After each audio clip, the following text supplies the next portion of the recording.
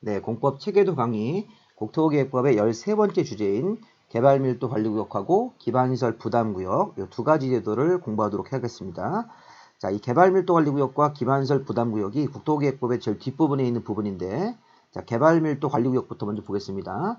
자, 먼저 순서가 개발밀도 관리구역을 먼저 공부하실 거예요. 개발밀도 관리구역 지정권자, 개발밀도 관리구역 지정효과와 절차, 그다음에 기반시설 부담구역에 대해서 지정권자와 지정효과 이런 식으로 공부할 거고, 맨 끝에 돈 내는 거, 기반시설의 설치 비용 이런 순서로 공부하실 건데, 자, 일단 개발밀도 관리구역은 주거, 상업, 공업지역 같은 기존 개발이 끝난 지역들, 이미 개발이 끝난 지역에서 기반시설이 부족한데 더 이상 설치가 곤란하면, 기반시설이 부족하다, 도로, 공원, 학교가 부족한데 더 이상 설치할 수 없으면 이런 지역에다가 주거, 상업, 공업지역에서 기반시설의 설치가 곤란하면 개발밀도 관리구역을 정해서 용적률을 50% 정도 내에서 강화해가지고 건물 사이즈를 원래 사이즈보다 반으로 낮추는 겁니다. 자, 건물주한테 나쁜 게 개발밀도 관리구역이에요. 그래서 읽으실 때 이 개발밀도를 용적률로 해석하시면 돼요. 용적률을 원래 사이즈보다 강화한다. 원래 적용되는 것보다 50% 이내로 강화해서 최대 원래 건물 사이즈를 반으로 낮추는 것, 개발밀도 관리구역.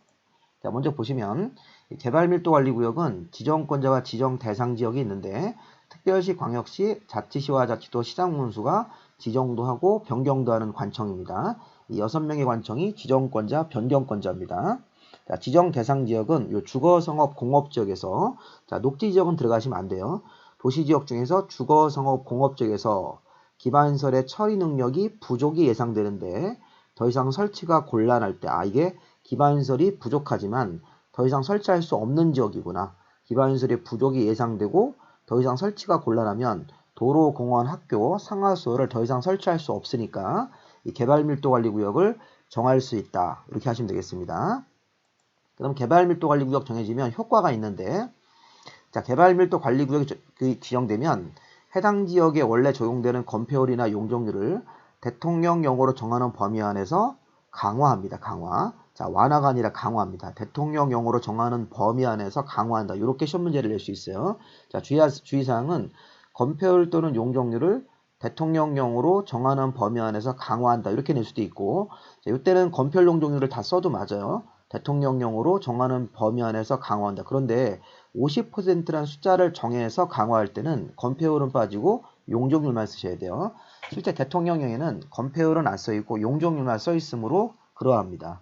그래서 이게 실제 시험 문제에서 두 가지 형태로 나왔는데, 이거 보세요. 분홍색으로 건폐율 또는 용적률을 두 개를 쓰고 대통령령으로 정하는 범위 안에서 강화 적용하는 것이다. 이렇게 할 수도 있고, 50% 이내에서 강화한다고 그러면 용적률만 쓰셔야 돼요. 건폐율은 쓰면 안 됩니다. 이 숫자 50%는 원래 적용되는 용적률이 뭐 300%면 반으로 낮춰서 150%까지 낮출 수 있다는 뜻인데, 자, 50% 이내에서 강화한다고 나오면 용적률만 써서 강화하시면 되겠습니다. 이 두 가지 표현을 다 알아두세요. 건폐율 또는 용적률을 대통령령으로 정하는 범위 안에서 강화한다 이렇게 나올 수도 있고, 50% 이내에서 강화한다고 그러면 건폐율은 빼버리고 용적률만 강화한다고 하시면 맞겠습니다. 그럼 개발밀도 관리구역 정해지면 결국에는 용적률을 반으로 낮춰서 건물 사이즈가 반으로 낮아지기 때문에 이렇게 됩니다. 자, 건물주가 싫어하겠죠. 자기 건물 사이즈가 작아지니까. 그래서 이거를 지정하거나 변경할 때는 도시계획위원회 심의를 거치고 지정하고 고시하도록 되어 있습니다. 이게 도시계획위원회 심의 절차 다음에 지정 변경을 하고 외부로 고시하도록 되어 있습니다. 공보에다가. 그런데 이거 할 때 주민의견 청취라든가 협의 같은 건 하지 않습니다. 자, 개발밀도관리구역은 용적률을 반으로 낮춰서 건물주들이 싫어하기 때문에 주민의견 안 듣고, 그 다음에 협의도 안 하고 조용히 도시계획위원회 심의를 해서 지정 변경을 하고, 변경도 마찬가지입니다. 심의를 거쳐서 변경한 다음에 공보에다가 고시함으로써 발표가 끝나는 겁니다. 자, 이렇게 지정 효과, 지정 절차, 자, 개발밀도관리구역의 지정 기준은 전국적으로 통일시키기 위해서 국토부 장관이 정하는 것입니다. 자, 이번엔 요 순서가 지금까지 개발밀도관리구역 지정권자, 아까 우리 6명, 지정 대상 지역, 주거, 성업, 공업 지역에서 기반시설이 부족한 지역인데 설치가 곤란할 때, 자, 그럼 지정 효과, 용적률을 50% 내에서 강화한다.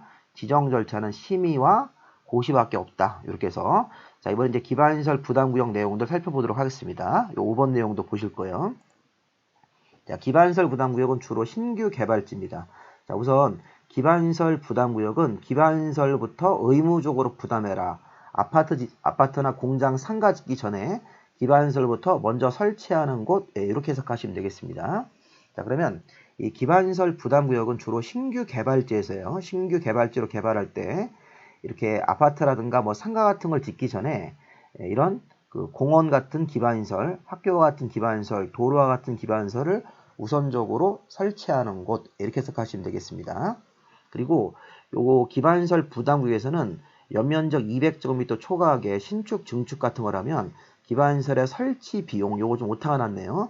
기반시설의 설치 비용 같은 것들을 부담시킬 수 있습니다. 특정 건물주한테 요거 기반시설 부담금을 기반시설 설치 비용으로 바꿔서 읽으시면 됩니다. 요거 좀 오타가 났습니다. 기반시설 설치 비용.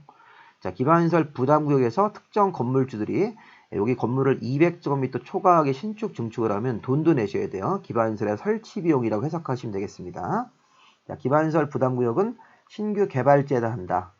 자, 아파트나 이런 거 개인적인 건물 같은 거 짓기 전에 기반시설부터 먼저 부담해라. 기반시설 부담구역입니다. 기반시설부터 의무적으로 만들어라. 자, 이런 거는 주민들이 싫어할 게 없습니다. 아까 개발밀도관리구역은 용적률을 반으로 낮췄기 때문에 주민들이 싫어하는데 기반시설 부담구역은 오히려 주민들이 좋아하는 거예요. 기반시설이 먼저 설치가 되기 때문에 기반시설 설치를 먼저 해라. 기반시설 부담구역이라고 해석하시면 되겠습니다. 자, 이것도 지정권자와 지정 대상 지역을 보길 텐데, 자, 기반시설 부담구역도 특별시, 광역시, 자치시와 자치도 시장군수가 지정 변경하는 거니까 이 앞에 개발밀도관리구역하고 지정권자가 같습니다. 자, 지정 대상 지역은 자, 꼭 아실 거 개발밀도관리구역 외의 지역으로 나가서 하셔야 돼요. 자, 개발밀도관리구역은 주거상업 공업지역에서 하기 때문에 그런 주거상업 공업지역에서 개발밀도관리구역을 하고 그런 개발밀도관리구역 외의 지역으로 나가야 되니까 주로 주거상업 공업지역을 피해서 녹지지역 같은데 관리, 농림, 자연 이런 지역에 나가서 하셔야 돼요.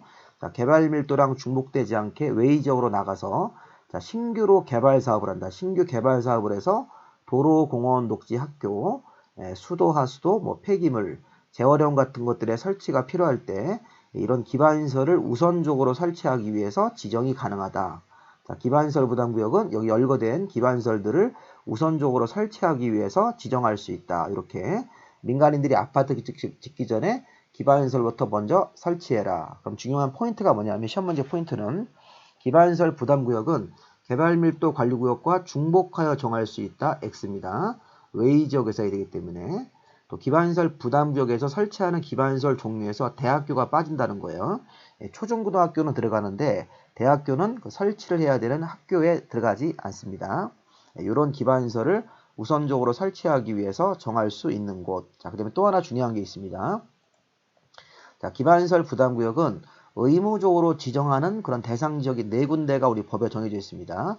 자, 원래는 개발밀도관리구역 외의 지역에서 신규 개발 사업할 때 이런 기반시설의 설치가 필요할 때 정할 수 있다. 원래 할 수 있다는데 자, 이 신규 개발지로서 여기 노란색 1, 2, 3번 중에 하나만 걸리면 그때는 의무적으로 지정을 해야 된다고 해석하셔야 돼요. 기반시설 부담구역을 의무적으로 지정해야 되는 지역들. 예를 들어서 자, 법이 개정, 제정되어서 행위 제한이 완화, 해제. 자, 포인트가 이겁니다. 법이 개정 같은 게 돼가지고 행위 제한이 완화, 해제로 풀리는 지역이면 그때는 의무적으로 지정을 해야 된다. 자, 2번도 자, 이 법에 따른 용도 지역 등 같은 명칭이 변경, 해제되어서 용도 지역이든 용도 지구든 용도 구역이든 이 등이니까 이런 명칭값들이 변경, 해제되어서 다시 한번 행위 제한이 완화입니다. 완화. 자, 1번과 2번의 유사점은 행위 제한이 완화, 해제. 여기도 행위 제한이 완화입니다. 규제가 강화되는 게 아니라 풀리셔야 돼요. 자, 위에 거는 원인이 법이 개정되어서 행위 제한이 완화, 해제된 거고 밑에 거의 원인은 용도 지역 등의 명칭이 변경, 해제되어서 행위 제한이 완화되는 지역. 이런 지역들이면 기반시설 부담구역을 의무적으로 지정해야 된다. 또 세 번째, 전년도 허가 건수가 어떤 특정 신규 개발지의 전년도 허가 건수가 전전년도 허가 건수보다 20% 이상 1년 만에 급증한 지역들. 허가 건수가 1년 만에 20% 이상 급증한 지역들. 그 다음에 4번은 인구 증가율의 차이가 20% 이상 높은 지역. 자, 해당 지역의 신규 개발지 전년도 인구 증가율이 그 도시 전체 인구 증가율보다 20% 이상 높은 지역이에요. 예를 들어 서울시에 어떤 뭐 구룡마을이라는 신규 개발지가 있는데 신규 개발지 인구 증가율이 예를 들어서 뭐 25%다. 그리고 서울특별시 전체 인구 증가율이 3%다. 그럼 25%하고 3%의 차이는 22%가 나기 때문에 20% 이상 높은 지역이라고 해석할 수 있다는 거예요. 다시 한번 서울특별시 전체 인구 증가율이 작년도에 3% 증가했는데 서울특별시 안에 어떤 해당 지역, 신규 개발지 해당 지역의 인구 증가율이 예를 들어서 뭐 25%다. 그러면 양쪽 차이가 22%가 나죠. 그럼 인구 증가율이 20% 이상 높은 지역으로 해석할 수 있다는 겁니다.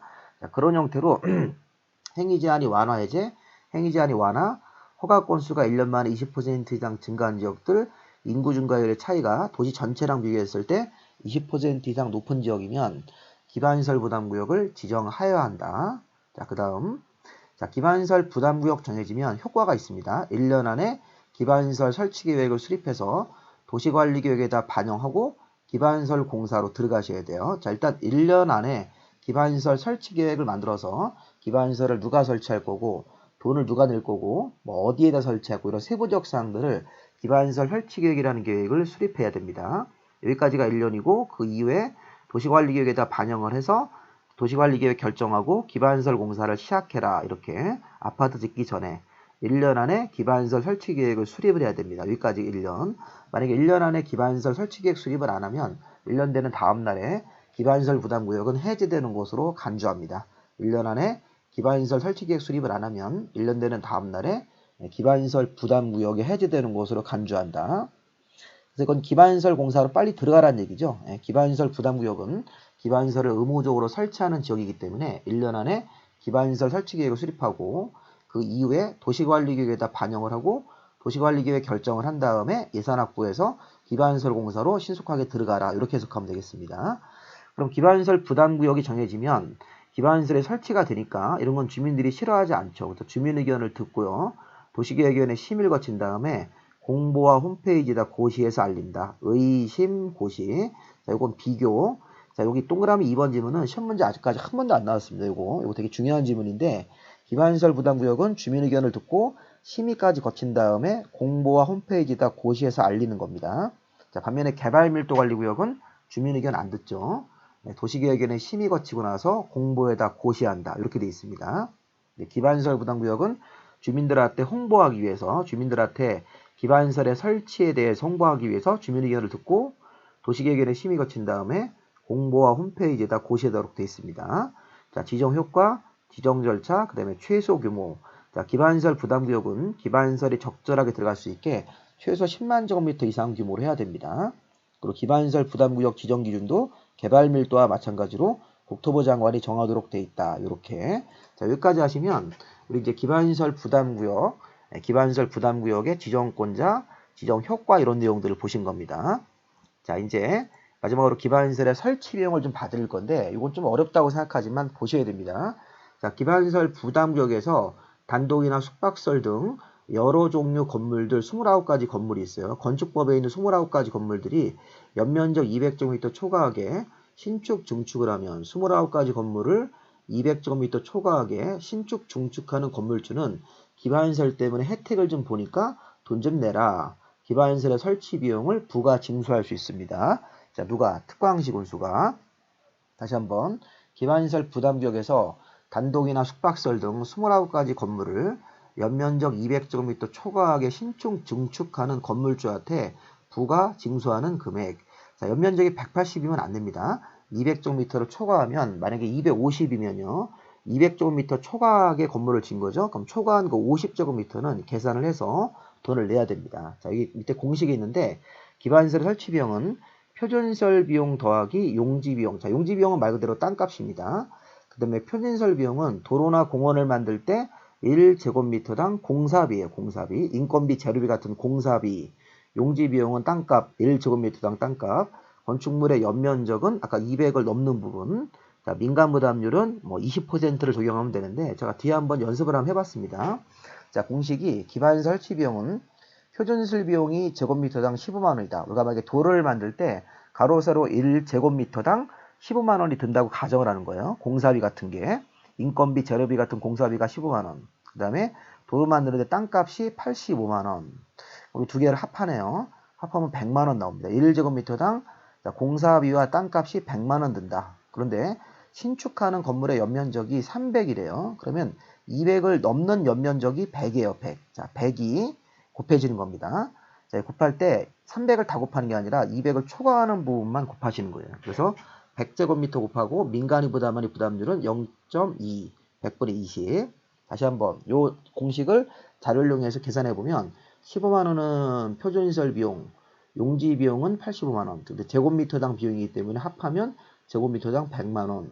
자, 300에서 200을 왜 뺍니까? 300제곱미터 연면적으로 짓는데 200 초과하는 부분만 부과하기 때문에 100만 곱하고 여기 100분의 20이 민간이 부담하는 부담률.